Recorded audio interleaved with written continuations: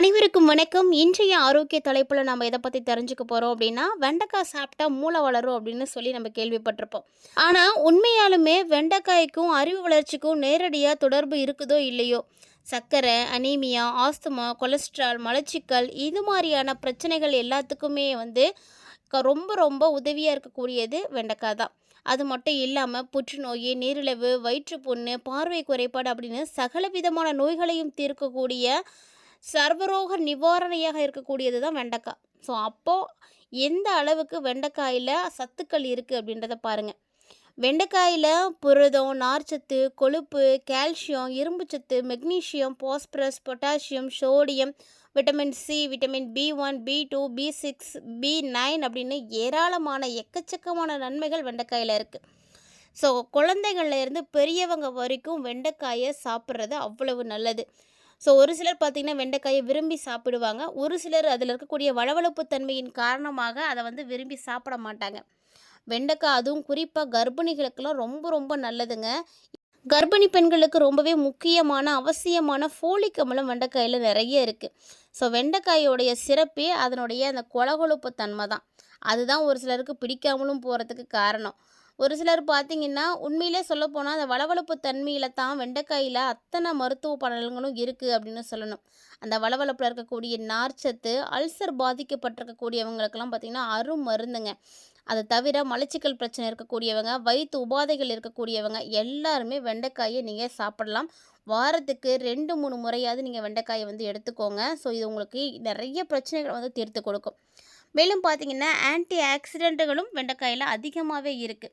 So இந்த மாதிரியான பொருட்களை நீங்கள் உங்களுடைய உணவில் எடுத்துக்கும் பொழுது ஹெல்த் டானிக் மாதிரி இது செயல்படும். மேலும் இதில் நார்ச்சத்து இருக்குது பார்த்திங்களா, அந்த நார்ச்சத்து கரையக்கூடிய நார்ச்சத்து. இந்த கரையும் நார்ச்சத்து என்ன பண்ணும் அப்படின்னா கொலஸ்ட்ராலுடைய அளவை கட்டுப்படுத்தும். இதனால் இதய நோய் அபாயம் வரத்துக்கான வாய்ப்புகளையும் குறைச்சிடும். ஸோ இது தவிர ஆன்டி ஆக்சிடென்ட்டு, புற்றுநோய்க்கு காரணமான செல்களுடைய வளர்ச்சி இது எல்லாத்தையுமே தவிர்க்கக்கூடியது அப்படின்னு சொல்லலாம்.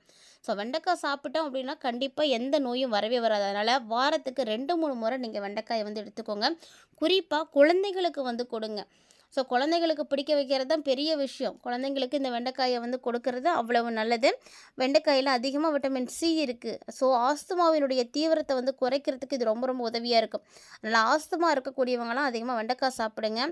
மேலும் இருக்கக்கூடிய ஃபோலேட்டு எலும்புகளெல்லாம் உறுதியாக்கி ஆர்த்தியோபெராசிஸ் பாதிப்பை ஏற்படாமல் குறைக்கும்.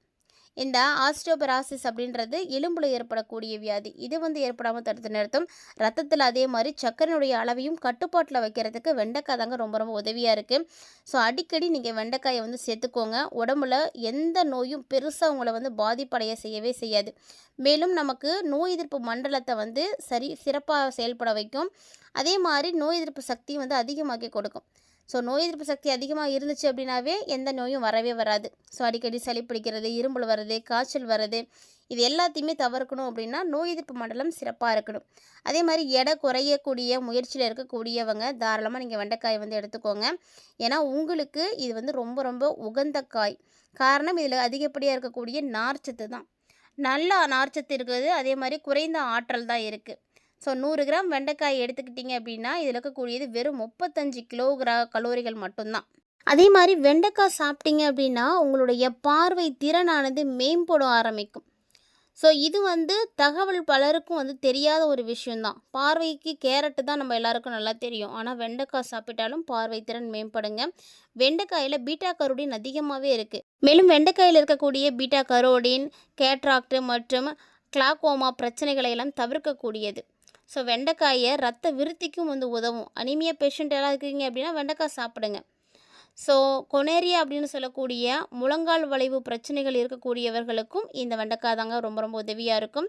இந்த கொனேரியா அப்படின்னு சொல்லக்கூடிய முழங்கால் வளைவு பிரச்சனைக்கு உதவக்கூடியது வெண்டைக்காய் அப்படிங்கிறது பலருக்கும் தெரியாது. இது ஒரு புதிய தகவலாக கூட இருக்கலாம். ஸோ இந்த பதிவை நீங்கள் பார்க்குறதோட மட்டும் விட்டுறாமல் எல்லாருக்கும் ஷேர் பண்ணிவிடுங்க.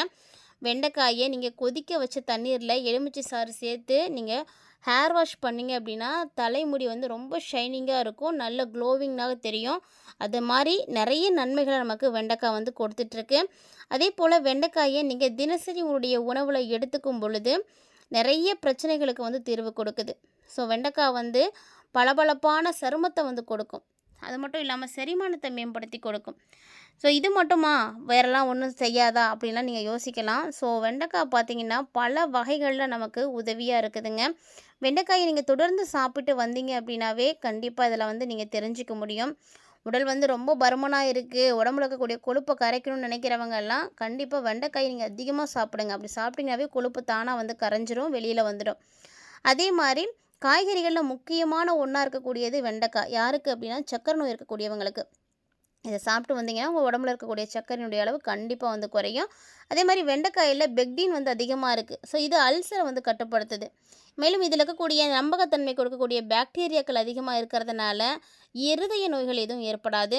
ஸோ மேலும் இதயத்துக்கு ரொம்ப வலுவூட்டக்கூடியது அப்படின்னு சொல்லலாம். ஸோ வெண்டைக்காயில் அதிகப்படியாக கரையக்கூடிய ஃபைபர் இருக்குங்க. இதுதான் உங்களுக்கு ரொம்ப ரொம்ப உதவியாக இருக்குது அப்படின்னு சொல்லணும். ஸோ மேலும் பார்த்தீங்கன்னா கண் குறைபாடு இருக்குது அப்படின்னா உங்களுக்கு வெண்டைக்காய் சாப்பிடுங்க. வெண்டைக்காய் சாப்பிட்டு வந்தீங்கன்னாவே கண் பார்வை நல்லா தெரியும். எந்த குறையும் இருக்கவே இருக்காது. கண் பார்வை குறை வராமல் வந்து தடுக்கிறதுக்கு ரொம்ப உதவியாக இருக்கக்கூடியது வெண்டைக்காய். ஸோ இந்த மாதிரி பல வகைகளில் வெண்டைக்காய் நமக்கு உதவியாக இருக்குது. மேலும் உங்களுக்கு வெண்டைக்காய் ரொம்ப பிடிக்குமா அப்படின்றத மறக்காமல் வந்து கமெண்ட் பண்ணுங்கள். ஸோ வெண்டைக்காயை விரும்பி சாப்பிடக்கூடிய நபர் உங்கள் வீட்டில் இருக்காங்க அப்படின்னா அவங்களுக்கு இவ்வளவு நன்மைகள் கிடைக்கிது அப்படின்றதையும் அவங்களுக்கு வந்து சொல்லுங்கள். ஸோ வெண்டைக்காய் பார்த்தீங்கன்னா மூளை வந்து ரொம்ப சுறுசுறுப்பாக வந்து இருக்கிறதுக்கு சிறப்பாக இருக்கும். வெண்டைக்காய் சாப்பிட்டாலே வந்து அறிவு வளரும் அப்படின்னு சொல்லி நம்ம கேள்விப்பட்டிருப்போம் இல்லையா? அதுக்கான காரணம் இதுதாங்க. வெண்டைக்காய் வந்து மூளையை வந்து சுறுசுறுப்பாக இயங்க வைக்கும், சிறப்பாக செயல்படுத்தும். நம்ம நாட்டில் பல காலமாக வெண்டைக்காய் சாப்பிட்றதுனால மூளைத்திறன் வந்து அதிகரிக்கும் அப்படின்னு சொல்லியே அந்த வெண்டைக்காயை வந்து கொடுத்து பழகுறாங்க. குறிப்பாக கல்வி பயிலக்கூடிய குழந்தைகளுக்கு வெண்டைக்காய் அதிகமாக வந்து சாப்பிட கொடுப்பாங்க. மூளையோட செயல்திறனை வந்து அதிகரிக்கக்கூடிய சக்தி இதில் இருக்குது. அதனால தான் வந்து கொடுக்கறது. அதே மாதிரி ஞாபக சக்தியை வந்து அதிகமாக்கி கொடுக்கும். வயதாகக்கூடிய பலருக்கும் பார்த்திங்கன்னா ஞாபக மறதி இருக்கும். இது வந்து இயற்கை தான். ஆனால் மூளை செல்களுடைய வளர்ச்சியை வந்து தூண்டி அதனுடைய செயல்பாடுகளை வந்து சுறுசுறுப்பாக வந்து வச்சுருக்கிறதுக்கு கண்டிப்பாக நீங்கள் வெண்டைக்காய் தான் அதிகமாக எடுத்துக்கணும்.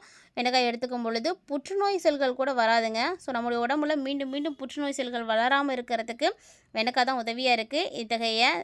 இந்த அற்புதமான வெண்டைக்காயை நீங்கள் தினந்தோறும் வந்து எடுத்துக்கோங்க. ஸோ கிடைக்கிது அப்படின்னா வாரத்துக்கு 2-3 முறையாவது கண்டிப்பாக சாப்பிடுங்க. அதேமாதிரி வயிறு சம்மந்தப்பட்ட பிரச்சனைகள் இருக்கக்கூடியவங்க, அல்சரு, குடற்புண்ணு, செரிமான பிரச்சனை, வயிற்றில் ஜீரண பிரச்சனை இதெல்லாம் ஏற்படுது அப்படின்னா நீங்களும் வெண்டைக்காய் அதிகமாக சாப்பிடுங்க. சாப்பிட்டு வந்தீங்கன்னா உங்களுக்கு அந்த பிரச்சனைகள்லேருந்து எல்லாம் நிவாரணம் கிடைக்கும். அதே போல் கல்லீரல் வந்து சிறப்பாக வந்து செயல்படுங்க. சிறுநீரகமும் வந்து ரொம்ப நல்லா இயங்குறதுக்கு உதவியாக இருக்கும். ஸோ இந்த மாதிரி பல நன்மைகளை கொடுக்கக்கூடிய வெண்டைக்காயை கண்டிப்பாக நீங்களும் ஸ்கிப் பண்ணிடாமல், மிஸ் பண்ணிடாமல் சாப்பிடுங்க. ஸோ இது மாதிரி நிறைய ஆரோக்கியம் சார்ந்த தகவல்களை நீங்கள் உடனுக்குடன் பார்த்து தெரிஞ்சுக்கணும்னு நினைக்கிறீங்கன்னா நம்ம சேனலை மறக்காமல் சப்ஸ்கிரைப் பண்ணி வச்சுட்டு ஃபாலோ பண்ணுங்கள். மீண்டும் மற்றொரு சுவாரஸ்யமான ஆரோக்கிய தலைப்பில் சந்திக்கலாம்.